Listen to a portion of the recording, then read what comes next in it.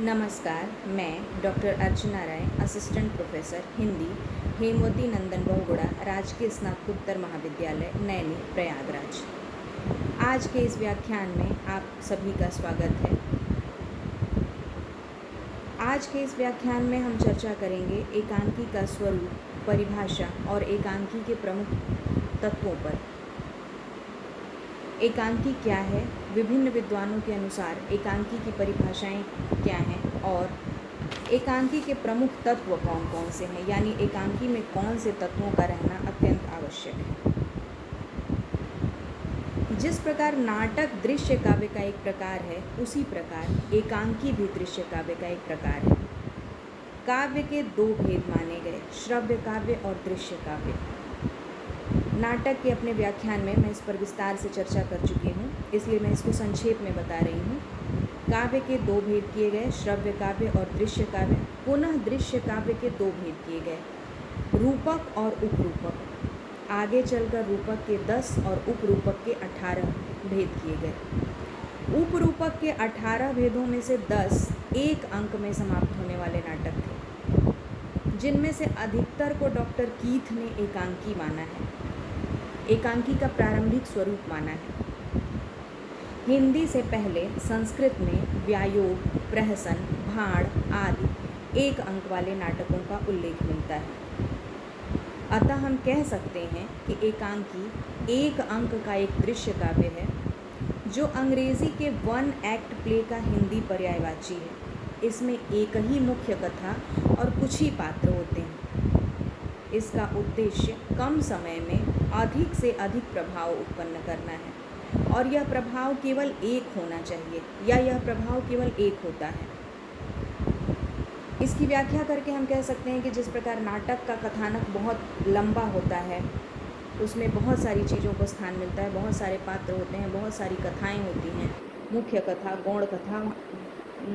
तो एकांकी में केवल आप कह सकते हैं कि एक ही कथा होती है, मुख्य कथा, गौण कथाओं को इसमें स्थान नहीं मिलता, और इसलिए एकांकी का उद्देश्य एक ही प्रभाव को उत्पन्न करना होता है। एकांकीकार किसी एक ही घटना पर इसमें कार्य करता है, और चूंकि एकांकी एक ही अंक की होती है, इसलिए आकार में भी यह छोटी होती है। और जिस एक घटना पर एकांकीकार काम करता है, उसी घटना को प्रभावोत्पादक बनाना एकांकीकार का मुख्य उद्देश्य होता है। हिंदी में एकांकियों की रचना की प्रेरणा पश्चिम से प्राप्त हुई, पाश्चात्य जगत से प्राप्त हुई। एकांकी एक अत्यंत आधुनिक विधा है, और हिंदी में एकांकियों की रचना की प्रेरणा पश्चिम जगत से प्राप्त हुई।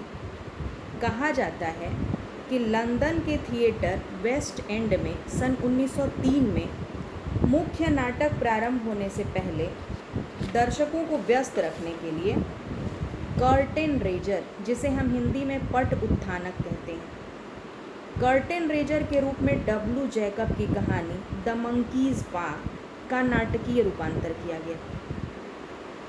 कर्टेन रेजर क्या है? मुख्य नाटक के आरंभ होने से पहले जो दर्शक पहले पहुंच जाया करते थे, और नाटक अभी आरंभ नहीं हुआ होता था, तो मुख्य नाटक के आरंभ होने से पहले दर्शकों को व्यस्त रखने के लिए एक लघु नाटिका, कहा जा सकता है उसको, लघु नाटिका चला दी जाती थी, जो दर्शकों को व्यस्त रखती थी, और दर्शक जो है मुख्य नाटक के आरंभ होने से पहले उसको देखा करते थे और उसका आनंद लिया करते थे। तो इसे हम कर्टेन रेजर कहते हैं। कर्टेन रेजर, जिसे हिंदी में पट उत्थानक की संज्ञा दी गई, यानी पर्दा उठने से पहले, नाटकों का पर्दा उठने से पहले प्रस्तुत की जाने वाली लघु नाटिका। तो कर्टेन रेजर के रूप में डब्ल्यू जैकब की कहानी द मंकीज पा का नाटकीय रूपांतर किया गया, जो दर्शकों को इतना पसंद आया कि अधिकांश दर्शक बिना मुख्य नाटक देखे ही चले गए। तभी से इसे नाटकों से अलग एक स्वतंत्र विधा मानकर इसका विकास प्रारंभ हुआ, और एकांकी एक स्वतंत्र विधा के रूप में विकसित हुई। वर्तमान समय में एकांकी अपने विकसित रूप में हमारे सामने उपलब्ध है। आइए अब हम एकांकी के स्वरूप पर थोड़ा सा और विस्तार से चर्चा करते हैं। एकांकी, जैसा कि पहले बताया जा चुका है, किसी एक नाटकीय घटना या मानसिक स्थिति पर आधारित होती है। एकांकी में कोई एक ही नाटकीय घटना और एक ही मानसिक स्थिति होती है। इसमें मुख्य चरित्र भी प्रायः एक और एक ही चरमोत्कर्ष होता है। अतः स्थान, समय व घटना का संकलन त्रय एकांकियों की प्रमुख विशेषता है, जिसे हम एकांकी के तत्वों पर जब चर्चा करेंगे तो विस्तार से बताएंगे। प्रमुख एकांकीकार डॉक्टर राम कुमार वर्मा एकांकी की परिभाषा बताते हुए कहते हैं, एकांकी में एक ऐसी घटना रहती है जिसका जिज्ञासापूर्ण और कौतूहलमय नाटकीय शैली में चरम विकास होकर अंत होता है। ये है एकांकी, एकांकी की परिभाषा और एकांकी का स्वरूप। आइए अब हम विचार करते हैं एकांकी के कुछ प्रमुख तत्वों पर। एकांकी के कुछ प्रमुख तत्व क्या हैं? इसके पहले के व्याख्यान में मैंने नाटक के प्रमुख तत्वों पर चर्चा की थी और नाटक के जो प्रमुख तत्व बताए गए थे वही एकांकी के भी प्रमुख तत्व माने जाते हैं।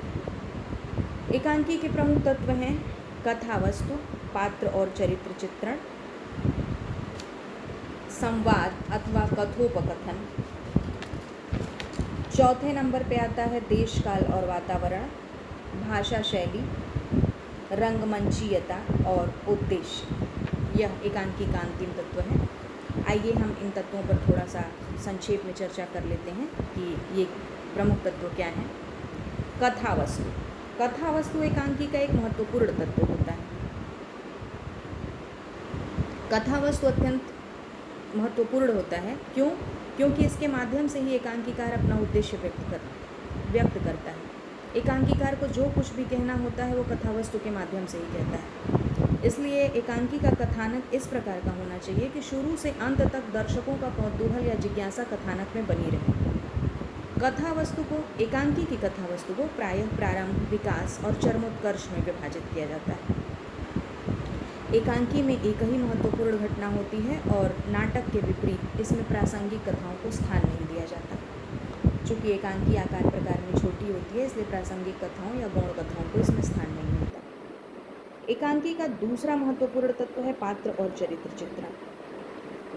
चूँकि एकांकी में घटनाएं कम होती हैं इसलिए एकांकी के पात्रों का चरित्र चित्रण नाटकीय परिस्थितियों पर निर्भर करता है। घटनाओं से विकास नहीं होता पात्र के चरित्र का। विषय के अनुरूप मुख्य पात्र, एक ही मुख्य पात्र और कुछ ही गौण पात्र होते हैं या सहायक पात्र होते हैं। अनावश्यक पात्रों को इसमें स्थान नहीं मिलता। तीसरे नंबर पर आता है संवाद अथवा कथोपकथन। यह किसी भी एकांकी का अत्यंत महत्वपूर्ण तत्व है, क्योंकि संवाद किसी भी एकांकी का, नाटक का या कहानी का, जो भी आप कह लीजिए, किसी भी महत्वपूर्ण चीज़ का प्राण तत्व होते हैं। संवाद जैसे होंगे वैसा ही प्रभाव दर्शकों के मस्तिष्क पर पड़ता है। संवादों से ही कथा का विकास होता है, संवादों से ही चरित्रों का विकास होता है और एकांकी अपने उद्देश्य में सफल होती है। और ऐसा माना जाता है कि अभिनयता या रंगमंचीयता की दृष्टि से संक्षिप्त संवाद श्रेष्ठ माने जाते हैं, क्योंकि यदि क्लिष्ट संवाद, बड़े बड़े संवाद रखे जाएंगे, उनकी भाषा शैली कठिन रखी जाएगी तो उनसे रसानुभूति में बाधा उत्पन्न होती है। और जब रसानुभूति में बाधा उत्पन्न होती है तो एकांकीकार अपने उद्देश्य में सफल नहीं हो पाता। और एकांकीकार जब अपने उद्देश्य में सफल नहीं हो पाता तो वो दर्शकों के मनोमस्तिष्क पर अपना अमिट प्रभाव नहीं छोड़ पाती वो एकांकी। इसलिए भाषा शैली और संवाद छोटे छोटे, सरल और सुगम होने चाहिए। और छोटे छोटे संवाद दर्शकों को बांधे रखने में भी सफल होते हैं और दर्शकों तक अपना प्रभाव पहुंचाने में भी सफल होते हैं। इसके बाद हम चर्चा करेंगे देश, काल और वातावरण की, जिसे हम संकलन त्रय भी कहते हैं। देश यानी स्थान, काल यानी समय और वातावरण जिसको हम कार्य के रूप में जानते हैं। तो समय, स्थान और कार्य, इन तीनों की अन्विति को हम संकलन त्रय कहते हैं। तो समय, स्थान व कार्य की अन्विति सही तरीके से हो, एक सफल एकांकी के लिए अत्यंत आवश्यक है कि संपूर्ण घटना प्रायः एक ही स्थान पर घटित हो, दृश्य परिवर्तन कम से कम हो और कार्य व्यापार में क्रमिकता बनी रहे। इसके बाद हम चर्चा करेंगे भाषा शैली की। तो एकांकी की भाषा शैली भी कथा वस्तु के अनुरूप होनी चाहिए। कथा वस्तु और पात्रों की शिक्षा, संस्कृति, वातावरण और परिस्थितियों के अनुरूप भाषा शैली होनी चाहिए। एकांकी की भाषा सरल, सहज, स्पष्ट और सुगम। क्यों? क्योंकि भाषा की क्लिष्टता चीज़ों को आसानी से समझने में बाधक होती है, और यदि चीज़ें आसानी से समझ में नहीं आएंगी तो फिर कोई औचित्य नहीं रह जाएगा। अच्छी से अच्छी चीज़ें बेकार हो जाएंगी यदि चीज़ें दर्शकों तक, यदि जो एकांकीकार कहना चाहता है वो दर्शक ग्रहण ही ना कर पाएँ तो बहुत अच्छी से अच्छी चीज़ें भी बेकार हो जाएंगी, उसका कोई मतलब नहीं रहेगा। इसलिए भाषा शैली पे हमें बहुत ध्यान देने की आवश्यकता है, और भाषा शैली जैसा हमारा कथानक है, जैसे हमारे पात्र हैं, जैसी उनकी पढ़ाई लिखाई, शिक्षा दीक्षा इत्यादि है, उसी के हिसाब से हमको भाषा शैली रखनी चाहिए।